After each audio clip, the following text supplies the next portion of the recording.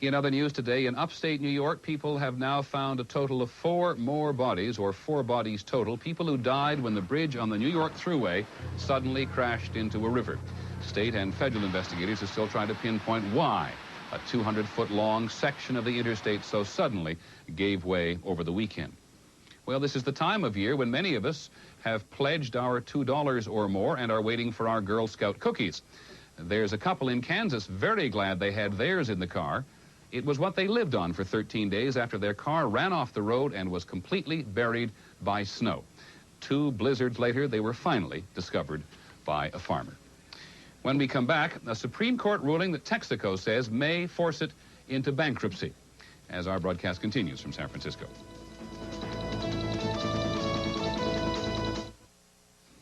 The Supreme Court ruled today that a lower court should not have become involved in the corporate takeover battle between 2 oil giants, Pennzoil and Texaco. Today's ruling could mean that Texaco may have to pay a multi-billion-dollar court judgment, a sum that the company says may force it into bankruptcy. ABC's Dan Kortz has an explanation. Texaco executives reacted calmly, at least in public, even though today's decision reinstated a heavy financial burden stemming from the company's legal fight with Pennzoil over ownership of Getty Oil. The battle over Getty's vast oil fields began in 1984, when Texaco stepped in to break up a merger between Getty and Pennzoil and bought Getty. Pennzoil sued, and a Texas court ordered Texaco to pay Pennzoil $11 billion, the biggest damage award in history. To escape a Texas law requiring it to post a bond for the full amount, Texaco staged an end run around the Texas court by appealing to a federal judge in New York. But today, the U.S. Supreme Court ruled Texaco went out of bounds and handed the case back to Texas. Texaco has argued in the past that having to post the huge bond would force it into bankruptcy court, but oil industry experts doubt that will happen. Pennzoil has said before that they wouldn't require Texaco to post a bond that would put them into bankruptcy. Texaco's chairman told reporters today that an out-of-court settlement is still possible. We are still interested. We still feel that a reasonable and economic settlement of the matter is a way to go. The 2 sides have already been negotiating for months, though, without success. And today's ruling is likely to increase Pennzoil's determination to get a lot more money than Texaco so far has been willing to pay. Dan Kortz, ABC News, New York. In tonight's other money matters, the Dow Jones Industrials have closed above the 2,400 mark for the first time. It is not difficult to lose track of all the milestones on Wall Street these days. Today, the Dow was up more than 15 points, and the trading was heavy. And while we are on the subject of money, we certainly cannot think of a middleweight boxing match which has had as much advanced publicity as this evening's fight in Las Vegas. The fight promoter, Bob Arum, believes the contest between Sugar Ray Leonard and Marvin Hagler will gross $70 million. That is a lot of money for a fight that most of us will not see. It is not available on free television. And a fight which some people believe will not even be much of a contest. ABC's Dick Schaap is in Las Vegas. Sugar Ray Leonard weighs in at 158 pounds. When Sugar Ray Leonard steps into the ring tonight to seek the middleweight championship of the world, he will be challenging more than Marvelous Marvin Hagler. Marvelous Marvin Hagler weighs in at 158 1/2 pounds. Leonard will also be defying logic, history, and both the resident wise men of Las Vegas, the odds makers, and the visiting wise men, the sports columnists. I don't see how you can pick anybody but Marvin Hagler. I mean, he's been fighting right along. He's the best fighter around today. I think it's one-sided, murder. I think Leonard has no business in there with Hagler. I think Hagler's going to tear his head off.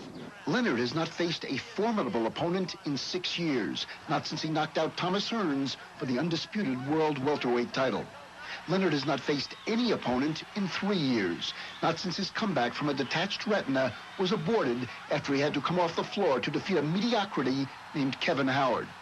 No fighter in history has endured such prolonged inactivity and then defeated a champion. And Hagler is no ordinary champion. He has not lost in 11 years. In the 5 years since Leonard last fought for a title, Hagler has defeated 8 challengers, 7, including Hearns, by knockout. Clearly, even if Leonard's mended eye is as injury-proof as any boxer's, the prevailing opinion is he doesn't have a chance tonight. Why then do the promoters anticipate a record gross that may approach $100 million? only because Leonard is special. One of the few fighters who has ever accurately been called cute. He has always had a gift for the unexpected. People tell me this is a defiance of history. You can't do that. This guy's tried it, that guy tried it. I don't care what these guys have tried. This is Ray Leonard that's trying, and I'm going to do it. Bold words, surely, but Hagler and history remain favored. Dick Schaap, ABC News, Las Vegas. As we said, we're not going to see it on television, but there's going to be a live report later this evening from Dick Schaap on Nightline as to how it turned out. And we'll be back in just a moment.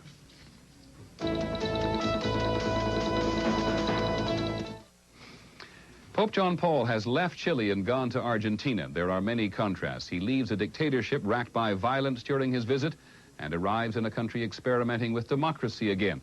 It was so crowded in Buenos Aires that his Pope-mobile knocked over a mounted policeman and his horse and ran into a second on a motorbike. The last time John Paul was in Argentina was during 1982, the time of the Falklands or Malvinas War with Britain. It's a very different place now. ABC's Jim Wooten is on special assignment.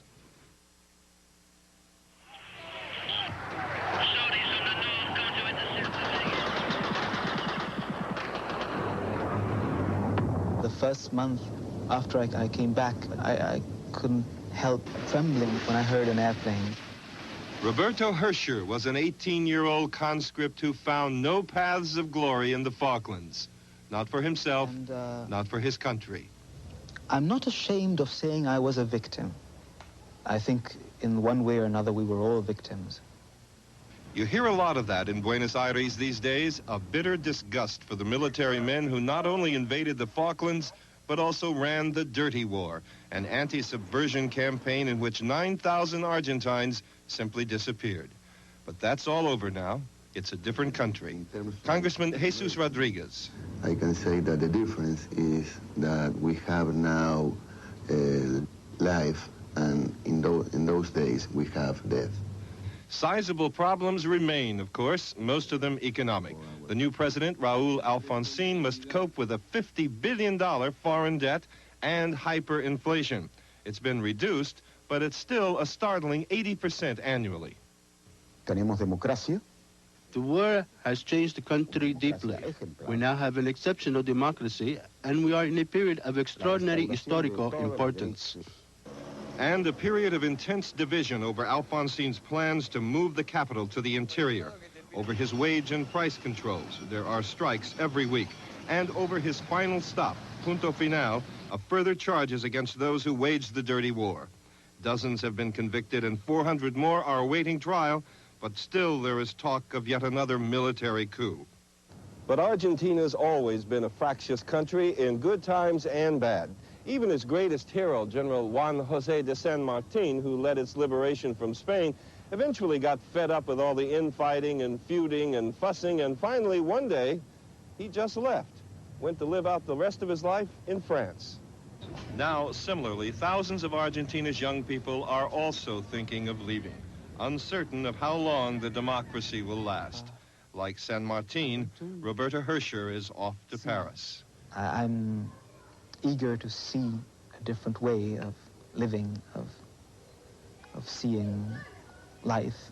And will he return to Argentina? Yeah. Today I think I will come back. But his hesitance reflects the angst of a country whose future is still haunted by its past. Jim Wooten, ABC News, Buenos Aires. When we come back, we'll meet a man who takes living on San Francisco Bay very seriously.